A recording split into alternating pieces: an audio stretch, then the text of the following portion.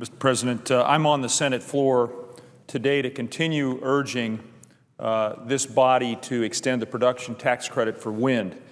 I intend to return to the floor every morning until the PTC has been extended, and I'm going to talk about the economic and jobs effect on the non-extension in each state, and I'm going to press my colleagues for an immediate extension.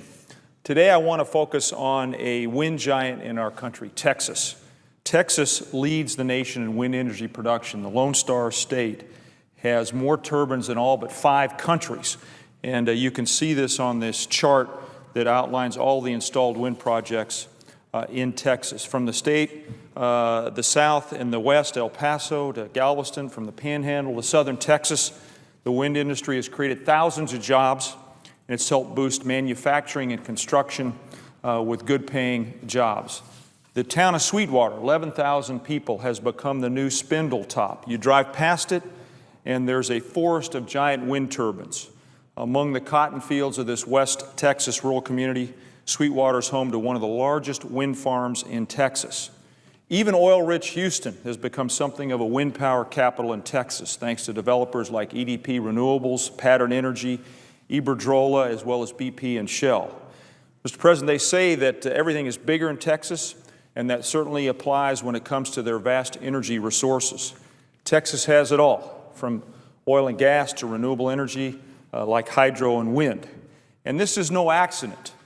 Thanks to smart state policies, including a renewable portfolio standard which passed in 1999 and was later amended in 2005, as well as strong federal support for the wind PTC, the Texas wind industry has grown dramatically. Texas has an all-of-the-above energy strategy. Senator from Massachusetts supports that kind of a strategy. I support that kind of a strategy. Texas embodies this, and they've shown great promise when it comes to renewable resources. So if you look at what's happening in Texas, 7,000 jobs, more energy from wind than any other state in our country, and it powers over that wind power over 2.7 million Texas homes, and almost 7% of Texas's overall electric power comes from the wind. It was the first state to reach 10,000 megawatts, and that wind power has helped avoid greenhouse gas emissions equivalents of 3,725,000 passenger cars. As well, the supply chain, the manufacturing opportunities in Texas stand out. It's home to wind turbine manufacturers like DeWind and Alstom, 5 major tower manufacturers, blade manufacturer, molded fiberglass, and many component suppliers.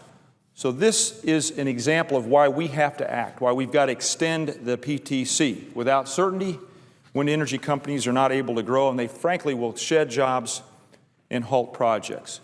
In the Senate, we have a bipartisan coalition.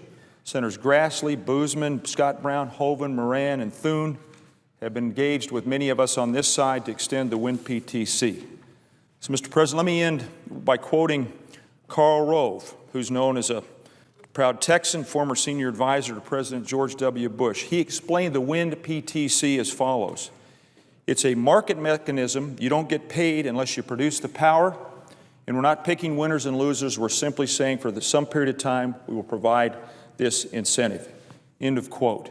Let's extend the PTC now. The solution is simple. We've got to act. It'll help American jobs. It'll help the American economy. It'll help our energy security efforts.